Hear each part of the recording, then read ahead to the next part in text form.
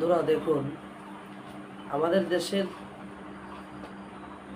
ভণ্ডপীর, মাজারপন্থী এবং কিছু শায়েখ নামের ভণ্ড আছে, এদের অবস্থা নিয়ে সুন্দর একটা ভিডিও নিয়ে আসলাম আপনাদের সামনে। আপনাদের সকলের পরিচিত মুখ খান সাহেবের ভিডিওটি একটু দেখতে থাকুন। আসমানের নিচে, জমিনের উপরে যত মাখলুকাত আছে, সবার চাইতে উপরে মাকাম হলো পীর বুজুর্গানে দিনের। পীর বুজুর্গানে দিনের জন্য বনের পশু পাখিরাও দোয়া করতে থাকে। এমনকি এক এলাকায় যখন কোনো পীর সাহেবের আগমন ঘটে, তার আগমনের বরকতে অক্ত এলাকার 40 দিনের কবরের আযাব মাফ হয়ে যায়। এদেশে ইসলাম প্রচারের স্বার্থে তো আপনাদের মতো অলিওয়াল্লাহ এবং পীর মাশায়েখদেরই অনেক অবদান। তবে বর্তমান সময়ে যে আমাদের ইসলাম ধ্বংস করার জন্য কিছু নাস্তিক মুরতাদ যে সমস্ত পরিকল্পনা সাজাচ্ছেন, তো এটার বিরুদ্ধে আপনার পরিকল্পনাটা কি এবং আমাদের কি করণীয়, এটা যদি একটু বলে দিতেন।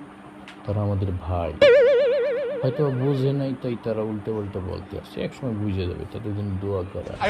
শায়েখ, তাহারা যে আমাদের দিনের নবী হযরত মুহাম্মদ সাল্লাল্লাহু আলাইহি ওয়াসাল্লাম তিনিও কটূক্তি করতে একটু দ্বিধাবোধ করে না, সেদেরকে মাফ করলে তো আল্লাহ আমাদেরকে মাফ করবে না। শায়েখ, হাদিস শরীফে আছে যে রাসূলুল্লাহ সাল্লাল্লাহু আলাইহি ওয়াসাল্লাম বলেছেন, যতদিন পর্যন্ত তোমার পিতামাতা, সন্তান সন্ততি এবং এদের থেকে আমি রাসূল তোমার কাছে প্রিয় না হতে পারবো, ততদিন তোমরা পরিপূর্ণ মুসলমান মুমিন হতে পারবে না।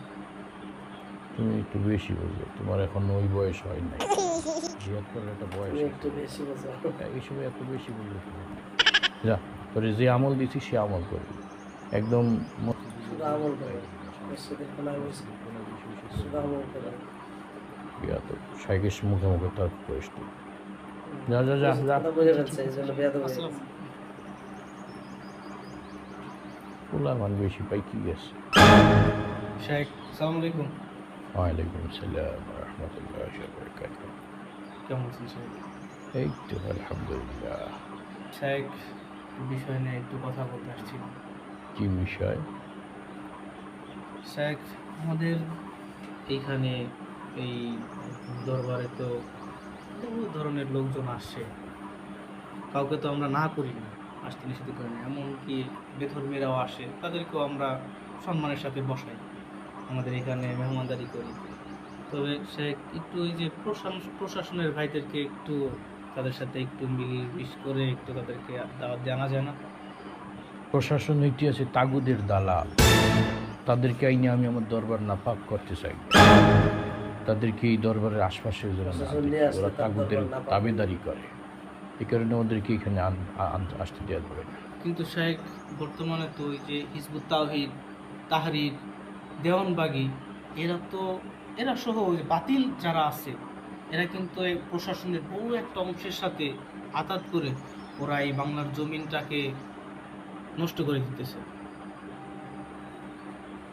এমন কথায় আসে না, যার সাথে যার মহব্বত তার সাথে তার কিয়ামত। প্রশাসন যদি ওদের সঙ্গে মহব্বত দেখায়, ওদের সঙ্গে জাহান্নামে যাবে, আমাদের সাথে মহব্বত দেখায় না কেন? আমি হচ্ছে সেইখানকার গদ্দিনীশীন পীর, আমি যাব প্রশাসনের কাছে, প্রশাসন আসবে আমার কাছে। একজন পীরের শান আসে না, আমি আমার শানকে নষ্ট করবো কেন প্রশাসনের দরবারে যায়? প্রশাসন আমার দরবারে এসে আমার নিরাপত্তা দিয়েছে। কিন্তু শায়েখ, এই দিনের স্বার্থে নবী রাসূল, সাহাবা একরাম এরা কিন্তু হিজরত করে বেধর্মী বাচ্চাদের কাছে, বেধর্মীদের কাছে গেছে। এখন দিনের স্বার্থে নিজের দাম্ভিকতাকে প্রায়োরিটি না দিয়ে একটু যদি আমরা তাদের সাথে আতাত করি, তাদেরকে আমরা ডাকি, তাহলে কি দিনের বড় একটা খেদমত হয় না? তুমি দাম্ভিকতা বলতে আসো কিসকে? এটা কি দাম্ভিকতা? এটা কি বলা হয় তোমার গায়রাত? ইসলামে গায়রাত বলতে একটা জিনিস আছে। গয়রত আছে ওনার, এই জন্য উনি যাবেন না, ওনার শান শওকত আছে, গয়রতের শানের অপমান হবে গেলে, এই জন্য যাবেন না। গায়রতকে নষ্ট করবে কেন? গায়রত বজায় রাখতে হবে, বুঝেছো? পীর মাশায়েখ অলি বুজুর্গরা হইল নবীর ওয়ারিস, সেই হিসেবে আমার একটা গায়রত আছে না, আমার শান বজায় রাখতে হবে।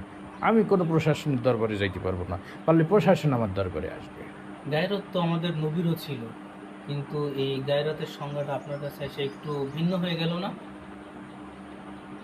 কারণ আমাদের রসুল তো চাইলেই মক্কায় বসে তার খানকায় বড় শান-শৌকতার খানকা করতে পারতো, তার ওহুদের ময়দানে যাওয়া লাগতো না, তায়েফের ময়দানে যাওয়া লাগতো না, হিজরত করে মক্কা থেকে মদিনায় যাওয়া লাগতো না। একটু স্থানকাল পাত্র পেতে একটু খানকা থেকে বের হওয়া লাগে না? তোমরা বুঝলাম না, ইদানিং কি আমার বিরুদ্ধে টিভিতে লাগছে কেন? আমার খানকার বিরুদ্ধে কি তোমরা গভীর ষড়যন্ত্র করতে আসো? তোমাদের যদি আমার কাছে ভালো না লাগে আর এক পীরের মুরিদ হও, যাও। আমি যেসব ওজিফা কালাম দিয়েছি তোমাদেরকে, ওইগুলো পালন করার বাদ দিয়ে তোমরা জিহাদ শুরু করে দিছো, এই কি প্রশাসন শুরু করে দিচ্ছ। শুধু খানকায় বসে জিকির করলেই হবে, নামাজ তাসবিহ তাহলিল জিকির আজকার করলেই হবে, জিহাদের নামে কোনো খবর নাই। জিহাদের বেলায়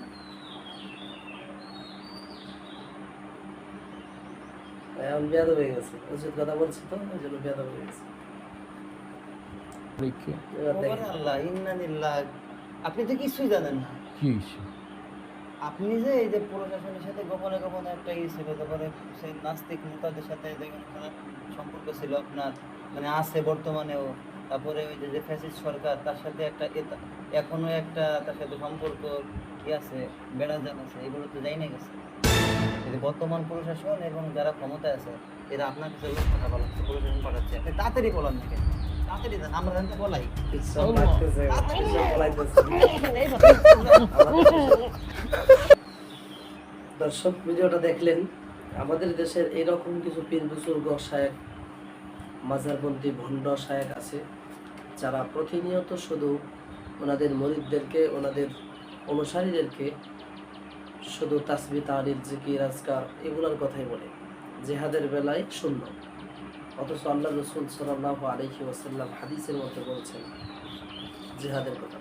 যে সর্বোত্তম এক সাহাবী প্রশ্ন করলেন, আব্দুল্লাহ ইবনে মাসউদ রাদিয়াল্লাহু তাআলা প্রশ্ন করলেন, সাআলতুন নবী সাল্লাল্লাহু আলাইহি ওয়াসাল্লাম, প্রশ্ন করলেন মাসউদ রাদিয়াল্লাহু তাআলা, কি প্রশ্ন? যে ইয়া রাসূলুল্লাহ, আল্লাহর নিকটে সবচেয়ে প্রিয় আমল কোনটা? আইয়ুল আমালি আহাব্বু ইলাল্লাহ, এই আল্লাহর নিকটে সবচেয়ে প্রিয় আমল কোনটি? রাসূল আরবী সাল্লাল্লাহু আলাইহি সাল্লাম চমৎকার জবাব দিয়ে বলেছেন, as-সালাতু বিওয়াক্তিহা, সময় মতো নামাজ আদায় করা হলো আল্লাহর নিকটে সবচেয়ে বেশি প্রিয় আমল। তারপরে মাসউদ রাদিয়াল্লাহু তাআলা প্রশ্ন করলেন, কুলতু সুম্মা আইয়ুন, অতঃপর কোনটি ইয়া রাসূলুল্লাহ? রাসূল আরবী সাল্লাল্লাহু আলাইহি সাল্লাম চমৎকার জবাব দিয়ে বললেন, বিররুল ওয়ালিদাইন, পিতামাতার সেবা করা, পিতামাতার খেদমত করা, এটা হলো আল্লাহর নিকটে সবচেয়ে বেশি প্রিয় আমল। মাসউদ রাদিয়াল্লাহু তাআলা আবার প্রশ্ন করলেন, কুলতু সুম্মা আইয়ুন? রাসূল আরবী সাল্লাল্লাহু আলাইহি সাল্লাম বলেছিলেন সেদিন যে এরপরে তৃতীয় নম্বরে আল্লাহর নিকটে সবচেয়ে বেশি প্রিয় আমল হলো আল জিহাদ ফি সাবিলিল্লাহ, আল্লাহর রাস্তায় জিহাদ করা, জান এবং মাল দিয়ে আল্লাহর রাস্তায় জিহাদ করা হলো আল্লাহর নিকটে সবচেয়ে বেশি প্রিয় আমল। প্রিয় হাজরিন, দর্শক, আপনারা দেখেছেন যে খান সাহেব এত সুন্দর একটা ভিডিও বানিয়েছেন, যে ভিডিওটার রিভিউ আমি আপনাদের সামনে দিয়েছি। কেমন লেগেছে সকলেই কমেন্টে জানাবেন ইনশাআল্লাহ। বিশেষ করে আমাদের বর্তমান সমাজে কিছু ভণ্ড শায়েখ আছে, ওদেরকে বয়কট করার চেষ্টা করবেন। সকলেই ভালো থাকবেন। আসসালামু আলাইকুম ওয়া রাহমাতুল্লাহি ওয়া বারাকাতুহু।